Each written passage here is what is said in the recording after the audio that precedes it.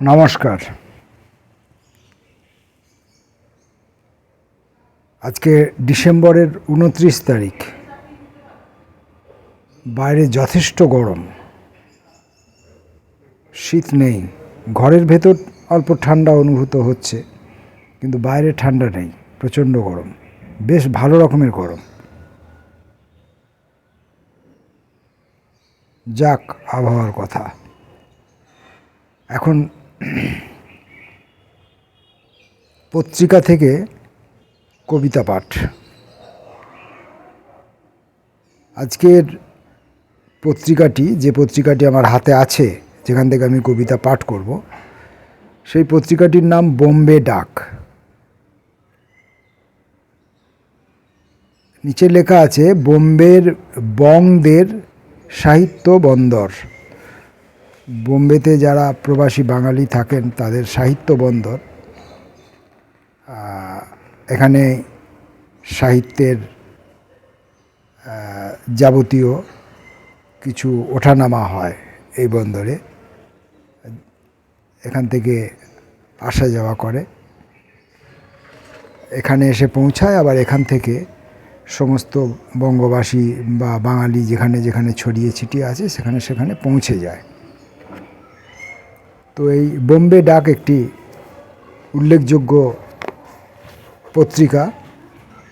এই পত্রিকার সম্পাদক হচ্ছেন অর্ঘ্য দত্ত, আমার বন্ধু বিশেষ অর্ঘ্য দত্ত। এই পত্রিকাটি হচ্ছে 2019-এর কলকাতা বইমেলা সংখ্যা। এখানে বেশ কিছু কবিতা আছে। আমি কবিতা ছাড়া অন্য কিছু পড়ি না, বা পড়ার তেমন সুযোগ থাকে না। তো এখানে যে সমস্ত কবিদের কবিতা আছে, আমি তাদের একটি দুটি করে কবিতা এখন পাঠ করব। প্রথমে কমলেশ পাল। এক ব্যাগ রক্ত মাংস, হৃদয় খাওয়াবো, বাঘ চাই। বাঘ অর্থে ডোরা শাড়ি সুন্দরী বাঘিনী, তরুণ গড়ান গাছ যাকে দেখে মূর্ছা গেছে শুনি। গাছ কেন, আমারও তো মূর্ছা প্রয়োজন। রক্ত মাংস সাইড ব্যাগে ভরে বাঘিনী বাঘিনী করে রাত্রিময় জপযাত্রা ধরি। ভোরের ফ্রেজারগঞ্জে স্নান দিয়ে স্বেচ্ছা মৃত্যু সারি। এই আমার রক্ত মাংস ঢেউ জলে ভাসিয়ে গেলাম। এক ব্যাগ স্বরচনা না ছাপা কবিতা, ইচ্ছে অভিরুচি তুমি খেও সমুদ্র শকুন। আরেকটি কবিতা পড়ি কমলেশ পালের। 22শে শ্রাবণ। সারাদিন বৃষ্টির আহ্বান, উদম ডাকছে সব মনীষোনা গাছের পাতারা। শিরায় হলুদ ব্যাধি, আমি বাবা ভিজতে যাব না। একটি লেডিজ ছাতা বৃষ্টির ভিতরে তুমুল ঐশ্বর্য মেলে হাঁটছে গলিতে একা একা। বাতিল ছাতার তাতে শিহরণ নেই। বৃষ্টি হলে গাভীর মতন ডাকে নদী। উৎসাহ যৌবন রিক্ত, রিফিল ফতুর ডট পেন। চুপচাপ বসে বসে কলস্বন শুনি। 22শে শ্রাবণ দিনে ঝমঝম বৃষ্টিপাত হলে মৃত্যুর মতন ডাকে মেঘ। বেসামাল গঙ্গা জল ছুটে আসে কবির উঠোনে।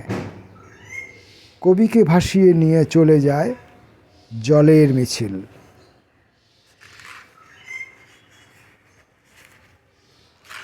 কমলেশ পালের কবিতা পড়লাম। এবার হিন্দোল ভট্টাচার্যের প্রথম কবিতা বেতাল। এমনই কখনো হয়, অপমান কাঁধে চেপে বসে, পুরনো ভূতের মতো যেন তার গল্প বলা বাকি। কি গল্প শুনবো বলো, তোমাদের দলে আমি কোনো দিন জায়গা খুঁজিনি। তবুও চূড়ান্ত দাগ এ বসন্তকালে মনে পড়ে। ঘাড় ধাক্কা, এসো তুমি গোপনাঙ্গে উন্মাদ প্রহর। দেখিয়ে বুঝিয়ে দাও পোষা নব্য কুকুরের মুখে তার সুস্বাদু ভ্রমর। আকাশ কাঁপিয়ে ওঠে নীরবতা, উপেক্ষার হাসি। না হয় গেলাম না আর, পেলাম না কিছুই, তবু তোমার সমস্ত প্রশ্ন জানি উত্তর পাবেই। পিঠে নিয়ে আছি তাই, দেখি কত গল্প বলতে পারো। সমর্পণ। যে ঘর নিজেই আলো হয়ে আছে তার কাছে আলো নিয়ে যাওয়া মানে গঙ্গা জলে গঙ্গা পুজো করা। বরং অনেক ভালো ছোট ছোট অন্ধকারে আসবাব সাজানো। যতই বসন্ত ভাবো, ভিতরে রয়েছে এক মধ্যবিত্ত বাঘ। কখন সে লাফিয়ে পড়ে, কে হয় শিকার, জানা যায় না এভাবে। বরং রোদের মধ্যে হেঁটে যাও পুড়ে পুড়ে, মনে করে দেখো মন কিছুমাত্র পলাশ হলো কি। এবারের কবি যশোধরা রায়চৌধুরী। প্রথম কবিতা একাকিত্ব। যা ছিল বিষয় ধর্ম তাকে তুমি দুহাতে নিংড়েছ। পাতা কাটা চুল থেকে গড়িয়েছে মেধাবী তেলাভা। পিচ্ছিল সে পথ দিয়ে গেছো তুমি প্রতিবার, আর প্রতিবার অনুভব করেছ কি সংস্রবহীনতা। প্রকৃতই ইচ্ছা করো, আসলে কি একাকিত্ব চাও? অনুরাগ অনুষ্ঠানে তবু অবগাহনজনিত পঙ্কিল সুখ এক, অতিকায় মাখামাখি সুখ পেয়েছ। অপর ধর্মে এই সব বিষয় বাসনা, যা ছিল প্রণয় ধর্ম তাকে তুমি অন্তরে নিয়েছ। এক পাতা অন্য পাতা পাশাপাশি বসেছে যেভাবে, প্রেম সমীরণে যারা মুখোমুখি দাঁড়ায় ও বসে। শুধু বৃন্ত ছিন্ন হলে দুটি পাতা দুই দিকে যায়। উড়ে পড়ে ছিন্ন পাতা, উড়ে পড়ে পাখির নীড়েরা। চিন্তাসূত্র ছিন্ন হলে প্রেরণাও মনক্ষুণ্ণ হয়। এরপরে যশোধরা রায়চৌধুরীর আরেকটি কবিতা ঘরবাড়ি। ঘরবাড়ি এক। গৃহে তুমি আসো না এখন, প্রতিদিন গৃহে তুমি থাকো না তেমন। গৃহে তুমি প্রতিদিন আসো আর ফিরে যাও, ফিরে গৃহে তুমি প্রতিদিন দরজা জানালা আটো, তালা চাবি দাও, চলে যাও দূর থেকে দূরে। এই সব যাওয়া বড় বেদনার জেনে, এই সব ফেরা বড় আকাঙ্ক্ষার মেনে। গৃহে তুমি কদাচিৎ আসো, গৃহ তুমি আজও ভালোবাসো। এই ঘরবাড়ির 2 নম্বর কবিতা। এই ঘরবাড়ি সিরিজে যেহেতু 3টে কবিতা আছে, আমি 3টেই পড়ে দেওয়ার চেষ্টা করি। 2 নম্বর। পড়তে গিয়ে কোনো ভুল ত্রুটি হলে কবিরা অনুগ্রহ করে আমাকে ক্ষমা করবেন। ঘরবাড়ি সিরিজের 2 নম্বর কবিতা কবি যশোধরা রায়চৌধুরীর। 2 নম্বর। প্রতিটি বাড়িই জানে যারা চলে যায় তারা চলে যায় না আসলে। ছাদে উঠে আকাশে মেলায় যদি কেউ, কাপড় মেলতে গিয়ে আর নেমে আসে না সিঁড়িতে। গাছে গাছে গিয়ে বসে জোনাকির মতো, তাহলে বাড়িও তাকে সেইভাবে পাবে। প্রতিটি বাড়িই জানে যারা চলে গেছে তারা ফিরে আসার ফিকির খোঁজে। খুব ফাঁকা বাড়ি কেউ ফেলে যায়? বাড়ি ভর্তি সমস্ত থাকাকে মূর্ছিত ও ঘুমন্ত রেখেই তারা স্থিত। তাদের আলমারি খোলো, তাদের ট্র্যাঙ্কের কালো ক্যাঁচ শব্দ হলে তুক ভেঙে বাড়িটিও ফিরে পায় ভালোবাসাবাসির সে জটিল নিয়ম। প্যাঁচকাটা ঘড়ি আর পুরনো আতরওয়ালা শিশি স্মৃতিবন্ধ করে রেখে, ডালা বন্ধ করে রেখে বাড়ি। আবার ডালপালা মেলে গাছ থেকে থমথমে শান্তি ঝরে পড়ে। বাড়ি কিন্তু একা একা থাকে না কখনো, ঘরে ঘরে লোক ধরে রাখে, ঘরে ঘরে স্মৃতি ধরে রাখে। ঘরবাড়ি ৩। বাড়িতে ফিরেই জানি এ আমার কাজের ভুবন। বাড়িতে থাকি না আমি, কেননা সে কাজে অন্য কাজ মিশে গেছে। যেরকম রঙে অন্য রং, জল রঙের মতো বাঁচি, ক্রমাগত মিলেমিশে যাই। আপত্তি, বিরক্তি আর সকল তৃষ্ণার মধ্যে নিচু বাড়িতে ফিরি না আমি। পরপর অনেক দিন বাড়িতে ফিরি না, বাড়ি বন্ধ করে রাখি। আমি শুধু আশেপাশে ঘুরঘুর করি। যেমন অফিসে কেউ সোফা রাখে রাতে শোবে বলে, আংটায় টাঙিয়ে রাখে কোট পেন্টুলুন। আমার বাঁচার আছে কিছু হুক, কিছু বা সোফাও। কোনো মতে থাকা চলে তাতে। কোনো ঘের নেই তার, কোনো ঘর নেই, বিশাল বারান্দা নেই, ছাদ নেই, স্বপ্নের প্রয়াণ নেই কোনো। তবুও তো থাকা চলে, খাওয়া দাওয়া হয়। বাড়ি বন্ধ রাখি আমি, আমার নিজের বাড়ি বন্ধই রেখেছি। ঘরে ঘরে ন্যাপথলিন শ্বাস ফেলে শুধু। আমার অপেক্ষাগুলি বেঁচে থাকে উঁচু নিচু ছাতের আড়ালে। পড়লাম যশোধরা রায়চৌধুরীর কবিতা। পড়ছিলাম বোম্বে ডাক পত্রিকা থেকে কবিতা। অনিবার্য কারণবশত কবিতা পাঠের জায়গার পরিবর্তন করতে হলো মাঝপথেই। এখন রানা রায়চৌধুরীর কবিতা পড়ব। আমি একটি রুমাল হারালে। আমি একটি রুমাল হারালে। আমি একটি রুমাল হারালে আরেকটি কিনে পুষিয়ে নিই। সব কিছু পুষিয়ে নিতে এসেছি পৃথিবীতে। পশুগণ পুষিয়ে নেয়া ব্যতীত প্রকাশ্য সঙ্গমে পটু। হীনতা নাই তাহাতে। তাহারা পুষিয়ে নেওয়ার বদলে সবুজ তৃণে বিচরণে রবীন্দ্রসঙ্গীতের স্বাদ পায়। আহা, আরেকটি রুমাল।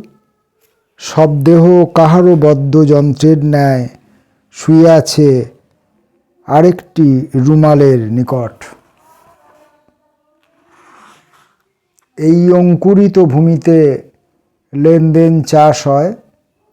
আমি আমার গোপন লাঙল চষি চাষ করি তাহার উর্বরা নাভিতে।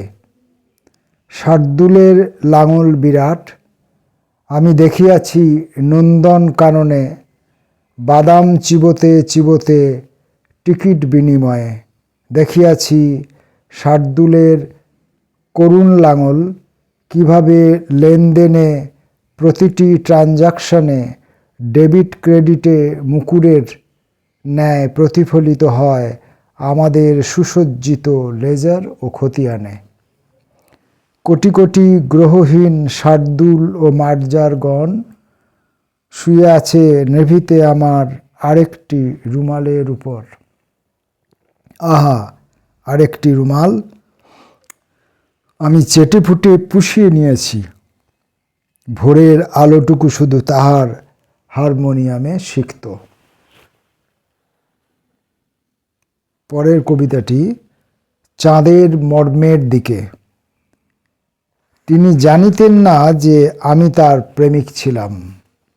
ফলত রাশি রাশি হাসি ও শ্বেত শুভ্র দন্তরাশি তাঁর এ জীবনে আমার হৃদয়ে অধরা রহিয়া গেল।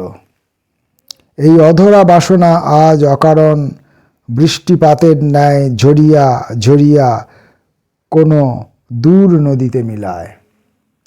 আমি সেই নদী নিকটবর্তী যৌন বাতাস তাড়িত পতঙ্গের লীলা দেখি বহু দূর ধানক্ষেত অবধি। আশ্রম আছে এক এইখানে। সন্ধ্যারতি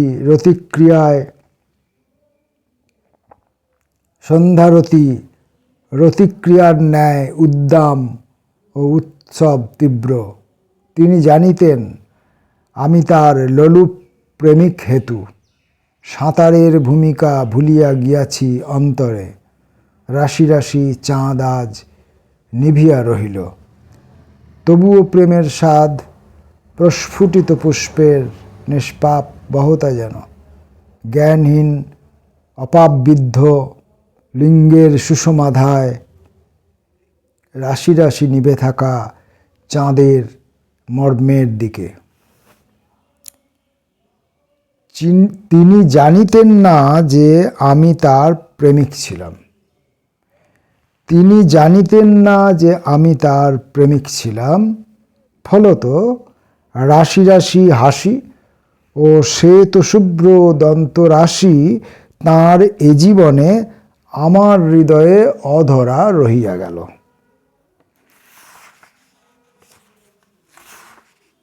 এরপর পড়ব দেবরাজ চক্রবর্তীর কবিতা শ্বাস। গানের মতো স্পষ্ট হলো সব, সুরের মূর্ছনা শেষে। পড়ে আছে অন্তিম শ্বাস, তাকে মৃত্যু ছুঁয়ে থাকে। তোমার মৃত্যুর পর মুছে গেছে চরাচর, অক্ষরধ্বনি প্রতীক্ষিত শ্বাস প্রশ্বাস। স্বাক্ষর। আমিও তোমার মতো নির্জন স্বাক্ষরে বিলীন হয়ে থাকি। ঘুম ভেঙে যেমন অসহায় শিশু মাতৃক্রোর খোঁজে, তেমনি খাদ্যলোভী জীবিত গর্ভধ্বনি শুনে ফলতচকিত হয়ে থাকি। পড়ে থাকে চরাচর ভূমি। দ্রোহকাল। কথার ভেতর থেকে সরে গেছো তুমি, ফলত সময়ের মতো ভেঙেছ দ্রোহকাল। নির্জনতার বেশে রাত ঘিরে এলে, নির্জনতার বেশে রাত ঘিরে এলে মুছে যায় আশ্লেষ ধ্বনি। ঋতুর প্রজনন শেষে ধারাপাত অপেক্ষায় থাকে। ধারাপাত।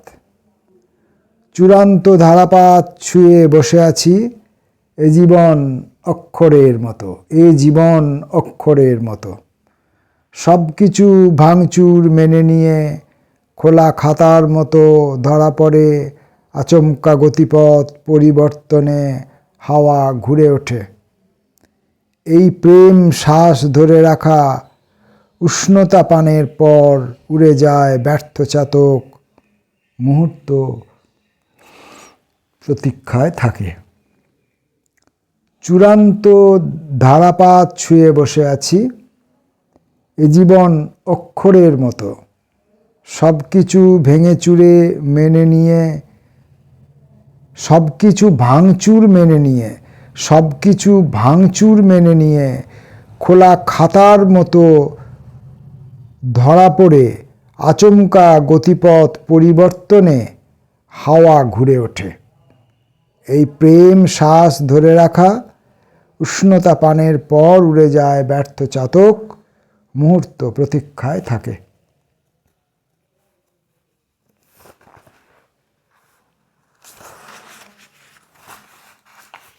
স্নেহাংশু বিকাশ দাস।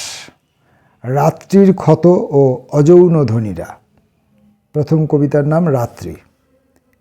এখনো বিকেলের পরে শরীর নক্ষত্র পেরিয়ে মিশে যায় কুয়াশায়। এখনো বিকেলের পরে শরীর নক্ষত্র পেরিয়ে মিশে যায় কুয়াশায়। রঙিন গল্পের রাতগুলো চুপ করে থাকে, রাত ঘন হয়, নিবিড় ওম চলে গেছে। স্লথ সেই ছুরিটির কৃতদাসী আলোয়। যেখানে সরাইখানা 100 বছরের ভাঙা ছন্দের মতো পড়ে আছে আরেকটি বিচ্ছেদের পাশে। ক্ষত। এতটাও ভালো নেই শতাব্দী প্রাচীন গার্হস্থ্য জীবন। চুপচাপ দগদগে ক্ষত চিনে নেয় ঈষৎ অপত্য স্নেহ। নতুন সব ব্যাকরণ উনুনে সেঁকে রাখে যাবতীয় মতিভ্রম। ঘর ভর্তি প্রতীক্ষার টলটলে মুখ। এই তো সেই শ্রাবণ, নির্ঘুম জানালার পাশে একা হয়, গভীর নির্লিপ্তি নিয়ে চলে যাবে হু হু গন্তব্যের দিকে। হননের কাল ফিরে ফিরে আসে বসতের খোঁজে। অযৌন।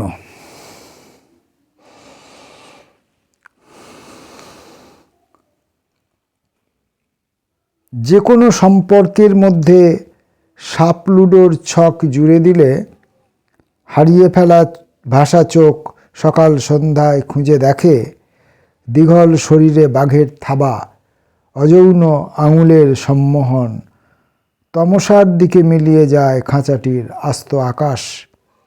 চেনা অচেনা জনপদের বুকে ছড়িয়ে পড়ে অতৃপ্ত খাঁচাটির ছাই, শুধু ছাই। ধ্বনি। মুগ্ধতার ধ্বনিরা ফিরে গেছে।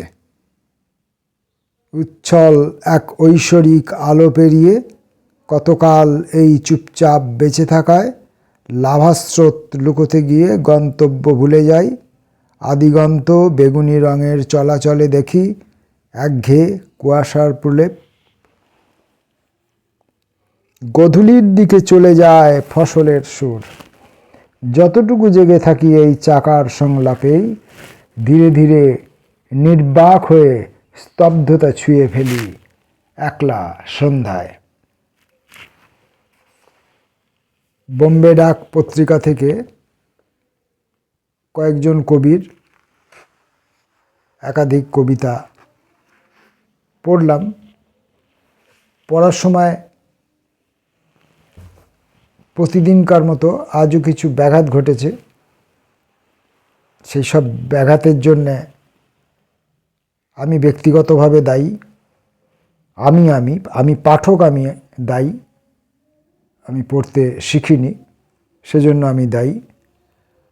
আর কিছু ব্যাঘাত যা এসেছে প্রতিদিনকার মতো যেগুলো আসে, তার দায়ও আমি অন্য কাউকে যেহেতু দিতে পারবো না, তাই তার দায়ও আমার। তথাপি এই পত্রিকাটি আমার কাছে বহুদিন ধরে পড়ে আছে। আমার বন্ধু সম্পাদক পাঠিয়েছিলেন পত্রিকাটি। তো পত্রিকাটির এইভাবে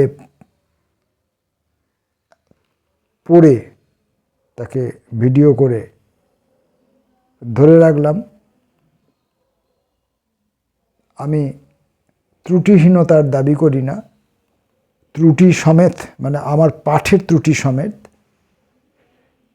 কবিদের এসব গুরুত্বপূর্ণ কবিতাগুলোকে ধরে রাখলাম। আমারই কোনো সময় এক সময় হয়তো আমারই ভালো লাগবে, আমারই দ্বিতীয়বার তৃতীয়বার শুনতে ইচ্ছে যাবে। সে কারণে পরবর্তী আবার কোনো ভিডিওতে আবার কবিতা বা কবিতা বিষয়ক কিছু নিয়ে আবার আসব। ততক্ষণের জন্য নমস্কার।